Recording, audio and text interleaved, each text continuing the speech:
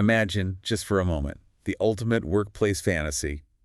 You get the offer. The title is impressive, something like Senior Coordinator of Strategic Logistics. Right. The office is all glass and steel. You've got the Herman Miller chair. The coffee is single origin, and the salary, it's huge.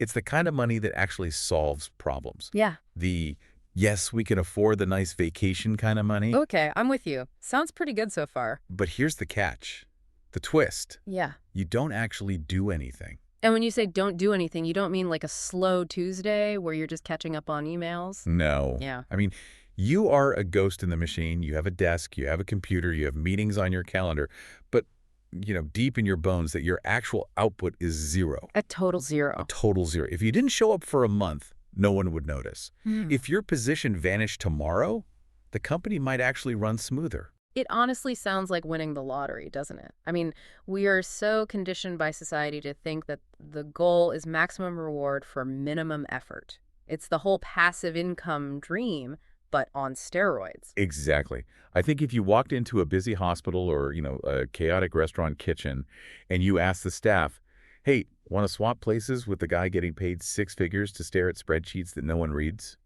They'd trample you trying to sign the contract. They'd trample you. And that is precisely where the trap is. Yeah. Because what our entire stack of research for today shows is that this dream, it's actually a psychological nightmare. It turns out that getting paid to do nothing, or maybe more accurately, to do something you know is completely pointless, is one of the most damaging things you can do to your mental health. So today we are doing a deep dive into the phenomenon of the bullshit job. And we're not just throwing that term around as an insult. This is a technical concept. It's a real term. It was popularized by the late anthropologist David Graeber. We've got a massive stack of sources here. Psychological Studies, his original 2013 essay that basically broke the internet, surveys on workplace well-being, sociological theories, and all of them paint a pretty grim picture of what happens when we spend 40 hours a week in a state of what he calls forced uselessness. It's a fascinating topic because it just runs so counter to our basic economic intuition. We assume people want money and leisure, period. Right. The simple equation. But the research suggests we need something else even more desperately. We need to feel like we're a cause, like our actions have an effect on the world. When you take that away, the human psyche, it really starts to crumble. So our mission today is to unpack all of this. We're going to look at why these jobs exist in the first place, the specific categories, because there are types, and they're both hilarious and tragic, and why the people trapped in them are suffering from something Graeber called spiritual violence. And just to be super clear right off the bat, because this is a really crucial distinction in all of the source material, we are not talking about bad jobs. Right. Yes. That's a huge point that I think we need to nail down early. A bad job, or what Graeber might call a shit job, and excuse the language, but that's the technical term he uses in the literature, is a job that's grueling. Physically hard. Exactly. Maybe it's underpaid, physically demanding, or even degrading. Think about cleaning hazardous waste, or working in a sweatshop, or doing really difficult agricultural labor. Those jobs are hard. They can be exploitative, but they are not bullshit jobs. Because they're useful. Precisely. If the cleaners stop working, the hospital shuts down. If the bus drivers stop driving, the city grinds to a halt. Those jobs have a clear, undeniable social value. A bullshit job, by Graeber's definition, is a form of paid employment that is so completely pointless, unnecessary, or pernicious that even the employee cannot justify its existence. Pernicious is such a specific word. It implies it's actually harmful, not just neutral or useless. It is harmful. And the kicker is that the employee usually feels compelled to pretend that this isn't the case. So you have to lie. It's a job that requires you to lie to yourself and to the world every single day. Okay, before we get into the psychology of why this destroys us, I really want to understand what these jobs actually look like, because I feel like everyone listening has a suspicion that they might have one, or they definitely know someone who does. For sure. And Graeber didn't just say useless jobs. He actually created a taxonomy. He categorized them. He did. After his first essay went viral back in 2013, he was flooded with hundreds, maybe thousands of testimonials. And based on those, he identified 5 distinct types of bullshit jobs. Let's run through these because the names are just fantastic. The first one is flunkies. Flunkies, yep. These are jobs that exist only to make someone else look important or to make them feel important. Like a feudal retainer, just standing by the throne. That's the perfect analogy. Think of a receptionist at a company that never gets any phone calls. Or a doorman in a building where the residents all have key cards and the door is automatic. So why are they there? To signal status. If you are a terrifyingly important executive, you need an assistant. Even if you don't have enough work for an assistant, you need one to prove you're the kind of person who has an assistant. So the employee is essentially a piece of office furniture that breathes. Pretty much. That sounds incredibly boring, but maybe not evil.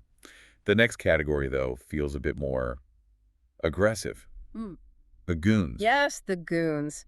These are people whose jobs have an aggressive element, but crucially, they only exist because other people or other companies employ them. Give me an example of that. The classic example Graeber uses is the corporate lawyer, or, say, PR specialists, lobbyists, telemarketers. Whoa, hang on. I have to play devil's advocate here for a second. Yeah. Corporate lawyers do a lot of work. They're incredibly busy working 80-hour ones. How can that be a bullshit job? They are busy, yes, absolutely. But the core question is the work useful to humanity? Graeber's argument is that in many cases, Company A only needs a massive legal team because Company B has a massive legal team. It's a zero-sum arms race. Ah, I see. If everyone just agreed to de-escalate, to put down their legal weapons, all those lawyers would vanish and society wouldn't really lose anything of value. So they're soldiers in a war that doesn't actually need to be fought. Exactly. And many of them know it. One of the sources we pulled for this deep dive is a testimony from a corporate lawyer who said, and I'm quoting here, "I contribute nothing to the collective good. I just facilitate bureaucratic warfare." Wow, that is heavy. Okay. Okay, number 3, duct tapers. This one really resonates with me because I feel like I see this in the tech world all the time. Oh, absolutely. Duct tapers are employees whose jobs exist only because of a glitch or a fault in the organization. They are there to solve a problem that shouldn't exist in the first place. This is the human API concept. Right. Imagine a company has 2 different software systems and they don't talk to each other. Instead of hiring a coder to write a script to fix it and automate the transfer, They hire a person. they hire a person to sit there and manually copy names from one spreadsheet to another, 8 hours a day, 5 days a week. That is just soul-crushing. You're literally doing the work of a script. You're a human patch on a broken system. And usually, the company never fixes the system because, in the short term, it's cheaper to just keep paying the duct taper. Okay, next up, box tickers. Box tickers. These are employees who exist to allow an organization to claim it is doing something that it is not actually doing. Like compliance reports. Compliance reports that you know for a fact no one ever reads. Mm-hmm. Or the Senior Commission on Innovation that meets once a month, eats some bagels, produces a fancy PDF, and then changes absolutely nothing about the company. So the job is the performance of action, not the action itself. It is corporate theater, pure and simple. And finally, the 5th one, taskmasters. Taskmasters fall into 2 subgroups. Type 1 is the person who just assigns work to others. So a middle manager who doesn't actually manage anything, they just forward emails. Okay. Type 2 is even worse. It's the person who creates bullshit tasks for other people to do. This is the manager who calls a meeting to discuss the agenda for the next meeting. Precisely. If they weren't there, the people doing the actual work would probably just keep working, maybe even more efficiently. But the taskmaster needs to justify their own salary, so they invent processes, new forms, extra checkpoints. All of which just slows everyone else down. Exactly. They generate work for others. Okay, so we have flunkies, goons, duct tapers, box tickers, and taskmasters. But here's the core paradox that I really struggle with, and I think a lot of listeners might be thinking this too. If I'm a duct taper and I'm making, say, $150,000 a year to copy-paste Excel cells, why am I not happy? I'm secure. I'm rich. Why are these people just laughing all the way to the bank? And that is the paradox of the golden cage. The golden cage. It creates this unique and really vicious psychological trap. You have the salary, the benefits, the status that comes with the title. But because you have all those things, you feel a tremendous amount of guilt for being unhappy. You feel like you have no right to complain. Right, because you aren't physically exhausted like a coal miner or emotionally drained like a nurse in an ER. Exactly. And that guilt, it just compounds the issue. It stops you from even talking about it. Yeah, you can't vent to your friends. Imagine trying to complain to your friend who works in a warehouse. "Oh man, it's so hard. I had to sit in my comfortable ergonomic chair and do nothing all day." You just can't do it. So you internalize it. You internalize it. You gaslight yourself. You tell yourself, I should be grateful for this. But the research is so clear on this. Financial security does not offset the psychological damage of meaninglessness. There was a quote in one of the sources, I think it was from a finance executive, who said something like, "When I was most highly paid, I found the work the most meaningless." That is a very, very common sentiment in the data. There seems to be this bizarre inverse relationship in the modern economy. Often, the more useful your job is to society, like a teacher, a care worker, a garbage collector, the less you get paid. And the more abstract and pointless the role, like managing brand equity for a shell company, the higher the salary. It's almost as if the money is. Hush money. That is literally how some sociologists describe it. You are being compensated for the destruction of your soul. Wow. Which brings us directly to the mental health toll. Graeber uses that term, spiritual violence. That feels very dramatic. Is it really that bad? Or are these people just, a bit bored? The data suggests it is so much worse than simple boredom. We really need to distinguish between being bored for an hour and what is happening here. Okay, let's look at the numbers. We have the WHO Wellbeing Index study right here. Can you break this down for us? Yeah, this is a very, very telling piece of data. The World Health Organization uses an index to measure well-being on a scale of 0 to 100. For context, a score below 50 indicates a significant risk of depression. Okay, so 50 is the danger line. Pretty much. In this study, workers who felt their job was useful scored a 64.5 on average. That's a healthy, solid score. A good score, but those who felt their job was useless scored a 49.3. Oh, wow.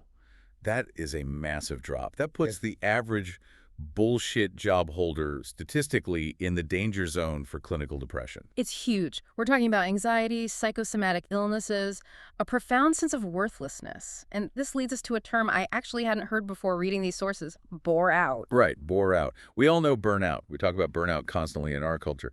But what is bore out? So burnout is when you have too much to do, you're overwhelmed, you're exhausted, your battery is drained because the demand just exceeds your capacity. Makes sense. Bore out, a term coined by Swiss business consultants Philippe Rothlen and Peter Werder in 2007, is the opposite.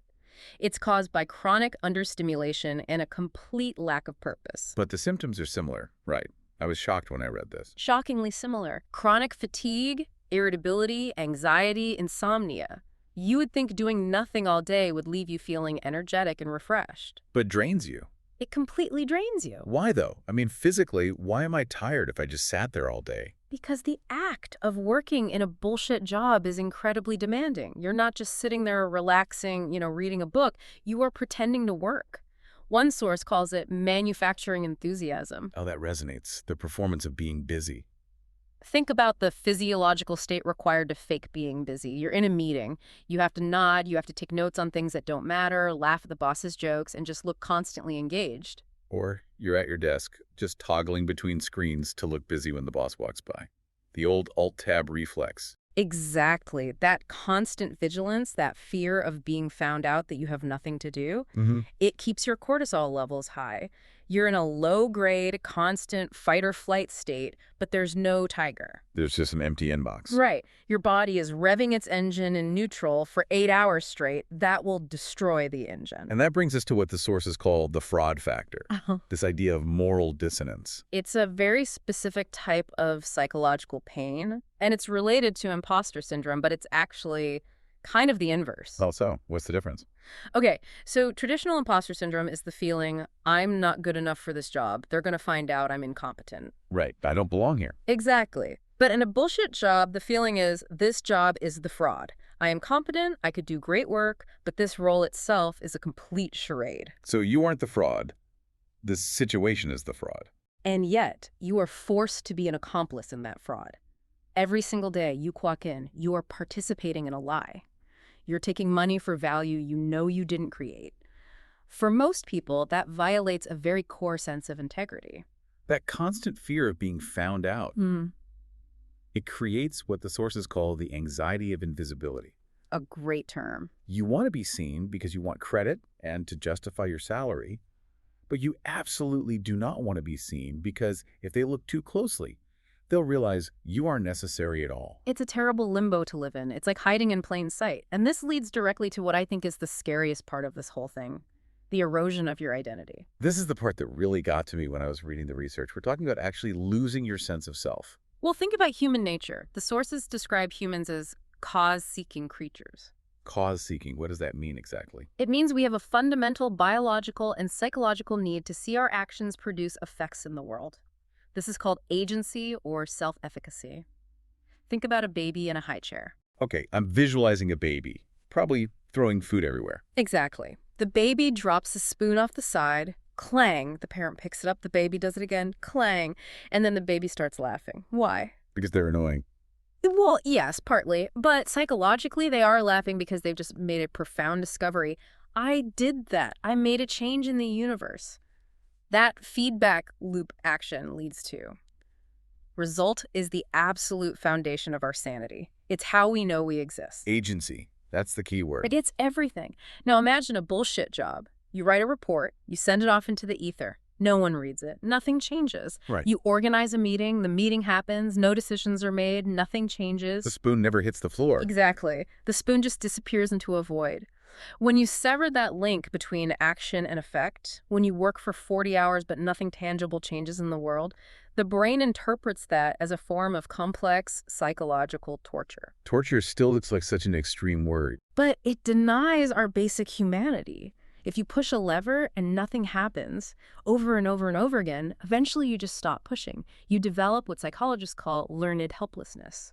And in our society, so much of who we are is tied to what we do. It's the classic cocktail party question, isn't it? So what do you do? If you're a doctor or a carpenter or a teacher, you have an answer. You have a story. I fix people, I build houses, I teach kids. There's a narrative there. But if you have a bullshit job, the sources talk about this shame spiral. You can't say, I move files around for no reason. Wow. You can't say, I manage the people who manage the people. So you retreat into this vague, impenetrable corporate jargon. Oh, I'm in change management optimization. You hide behind the buzzwords. You hide. And that hiding creates a distance between you and other people. It's really hard to connect authentically when you feel like a parasite or a cog in a phantom machine, as one source so vividly put it. And I imagine your actual skills, the things you're good at, they must start to rot too. That's what one paper calls creative atrophy. The muscle for problem solving, it gains strength by being used. If you don't use it, it withers. Sources describe people feeling their cognitive abilities actively decline. They literally feel themselves getting less sharp, less intelligent because there's no challenge. You can't get into a flow state. Those moments where you lose yourself in work because it's difficult but doable. They become impossible. Because there's no challenge. You can't have flow if the difficulty level is 0. Exactly. And then there's the concept of stolen time. I think this is what leads to that classic midlife crisis feeling for so many people. The realization that the clock is ticking. It's the acute, painful awareness that your life is finite. You are trading your limited, precious days on this earth for nothing. Not for a legacy, not for helping someone, not even for creating something beautiful, just for a paycheck.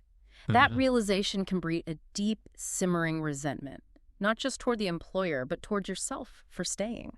So you might think, okay, the job sucks, but I'll just leave work at work. I'll make my money, I'll go home, and I'll be happy there. But the sources are pretty clear that's a myth. The spillover effect is very, very real. You cannot compartmentalize spiritual violence. It leaks out. It leaks into everything. If you spent 8 hours a day suppressing your frustration and feeling useless, you don't walk through your front door bursting with energy and charisma. No, you come home drained. Completely drained. Relationships suffer. It's incredibly hard to be a present, engaged partner or parent when you feel hollowed out from your day. And the physical health impacts are there too, right? We mentioned the cortisol, but the sources also talk about technostress. Yeah, that's the stress specifically caused by navigating complex, pointless, bureaucratic systems. Fighting with software that doesn't work. Filling out forms that ask for the same information 3 different times. It leads to disrupted sleep, poor eating habits, tension headaches. And the coping mechanisms. This is where the research gets a bit dark. The sources kind of divide these into the good, the bad, and the ugly. And to be honest, it's mostly the bad and the ugly. When you feel empty, you crave relief, any kind of relief. The data shows a really high correlation with passive consumption. Binge watching TV for hours on end. It's trying to numb out. Numb out. Excessive drinking, substance use, overeating. You're trying to fill that internal void with dopamine because you didn't get any sense of accomplishment from your day. But then there's this other reaction, which I found totally fascinating. The compensatory behavior. Hmm. This is when people throw themselves into hobbies with what one source called desperate intensity. Yes. This is the guy who becomes absolutely obsessed with training for an Ironman, Right. or baking the perfect sourdough loaf, or building these incredibly complex Lego sets. Right. They are starving for productivity. They need to see a result, any tangible result. I ran this far. I baked this bread. I built this thing.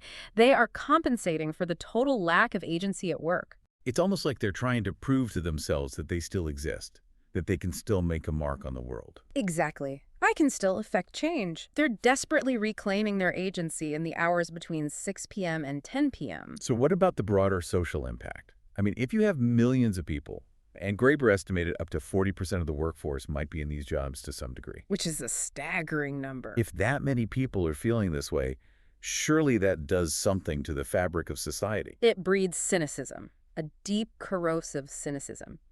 If you see firsthand the incredible waste in a large corporation, the millions of dollars spent on nothing, the incompetence that gets rewarded, you lose trust in systems. You stop believing in the meritocracy.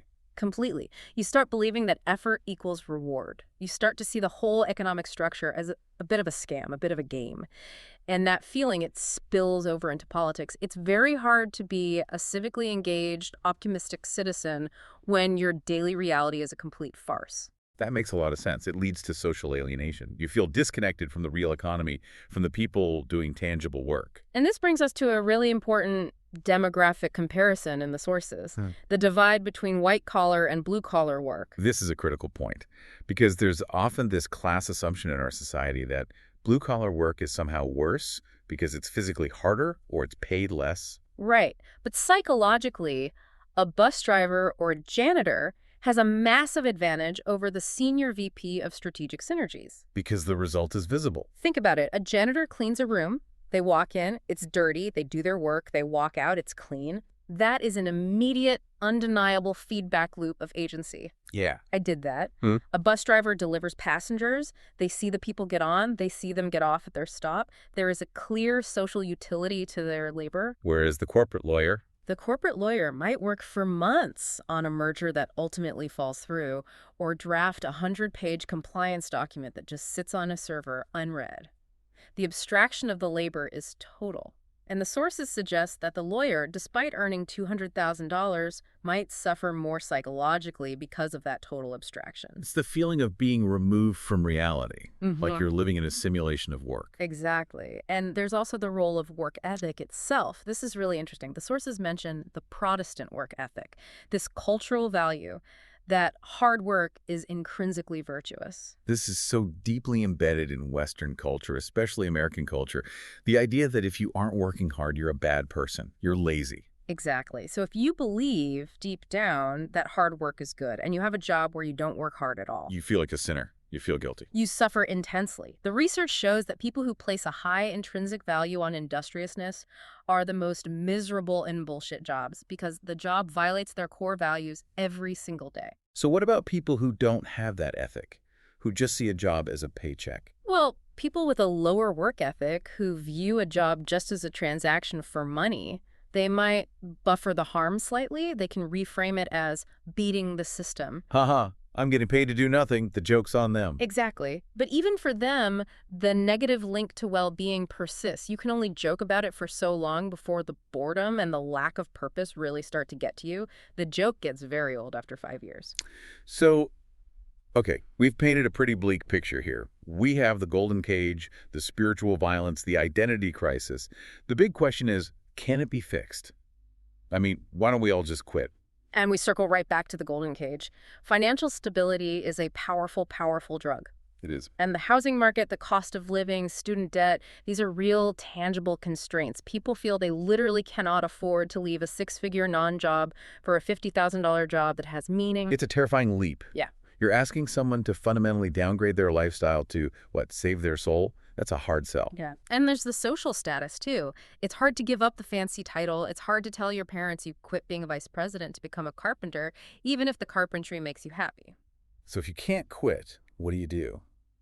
The sources do mention some individual strategies, specifically something called job crafting. Right, job crafting. This is an individual strategy. It means trying to reshape your role within the constraints that you have. Some people call it finding guerrilla purpose. Guerrilla purpose. I like that. How does that work in practice? You basically look for the leaks in the bureaucracy where you can insert some real value.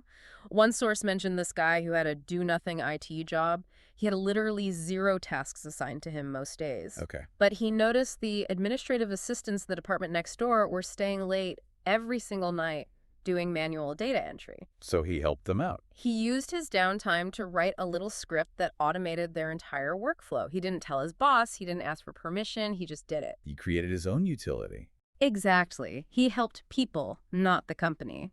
And seeing their relief, seeing that he made their lives easier, that gave him enough of a feeling of agency to sleep at night. That's actually really cool. But what about the strategic use approach? The sources call this the patronage model. This one's a bit more cynical. You basically decide to treat the corporation like a rich Renaissance patron who's paying you to be a poet, except they don't actually know you're a poet. So this job funds my real life. Right. You do the absolute bare minimum required to not get fired, and you save all your real mental and creative energy for writing a novel, or volunteering, or starting a side business. You reclaim your time while at work. But that's incredibly risky, right? Because of that energy drain we talked about earlier. It's very risky. As we noted, the job often drains the very energy you intended to save. You come home too tired to write the novel, or you get caught. Or maybe the guilt of stealing time eats away at you anyway. And what about simple skill development? That's another coping mechanism. If the job doesn't challenge you, you challenge yourself. You use the downtime to learn a new coding language, or study a foreign language, or read philosophy. You try to increase your own skill depth so you feel like you're growing, even if the company doesn't require it or even notice. But ultimately, when you look at the conclusion of all these sources, Yeah, the outlook is a bit grim, isn't it? We have to be honest about that. we do. The consensus in the source material is that these individual solutions are, at best, band-aids. The problem is systemic, not individual. One source put it so bluntly, it said, "Bullshit work really does kill your soul, and the best advice we can come up with is awful." That is a sobering quote. It is, but it also acknowledges that if you feel trapped, it is not because you're lazy, it's not because you're ungrateful. It is a legitimate, predictable psychological reaction to a broken environment. You are a human being who has been placed in a box that denies your humanity. It validates the suffering. I think that's so important. If you're listening to this and you feel that emptiness, you aren't crazy. You are absolutely not crazy. You are reacting normally to an abnormal situation. So let's try to wrap this up. We've covered a lot of ground. We have. To recap, the bullshit job isn't just a waste of time. It's a waste of human potential. It creates a very specific kind of anxiety that's rooted in this feeling of fraudulence and invisibility. It erodes your identity because you can't answer that simple question, what do you do, with any sense of pride or meaning. And it spills over into the rest of your life, ruining your ability to enjoy the time you're supposedly saving by having an easy job. And the final takeaway for me, the thing that really stuck with me, is this concept of heaviness. Unpack that for us. We often think that difficulty is heavy. You know, lifting a heavy box is hard. Solving a complex math problem is hard. But the research shows, pretty conclusively, that the absence of meaning is psychologically heavier than the presence of difficulty. Humans can handle hard work. We thrive on hard work, actually, if it has a purpose. We evolved to hunt, to build, to survive. We did not evolve to sit in a cubicle and pretend to update a spreadsheet. We struggle to handle pointlessness. Pointlessness crushes the human spirit in a way that exhaustion never could. That's a really powerful thought. And it leads me to one final provocative question for you and for our listener to think about. Let's hear it. We live in a society that is completely obsessed with productivity. We have apps to track every minute. We have methodologies to optimize every process. And yet, a significant portion of our economy, maybe 30%, maybe more, is comprised of these bullshit jobs. If we're so obsessed with productivity, why are we paying millions of people to do nothing? And if our identity is so tied to being productive, but the work itself is fake, what does that say about how we value human time? It suggests we might be measuring the wrong things entirely. We're measuring activity, not impact. We're valuing the appearance of work over the reality of contribution. Are we just keeping people busy to keep the system running? It's something to mull over the next time you're sitting in a meeting that definitely could have been an email. Or an email that didn't need to be sent at all. Exactly. Thanks for diving in with us on this. A pleasure. We'll see you on the next one. Take care of yourselves and your agency.